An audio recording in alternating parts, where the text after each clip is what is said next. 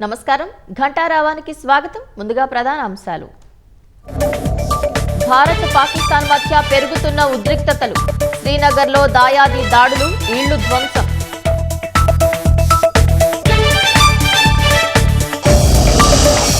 రాజౌరిలో రెచ్చిపోయిన పాకిస్తాన్ కాల్పుల్లో additional deputy commissioner సహా 5 మృతి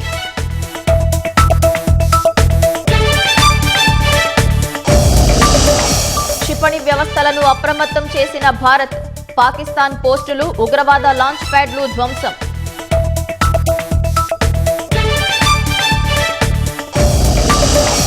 భారతే యుద్ధానికి ప్రేరేపిస్తోందన్న పాకిస్తాన్ వైమానిక స్థావరాలపై దాడులు చేస్తుందని ఆరోపణ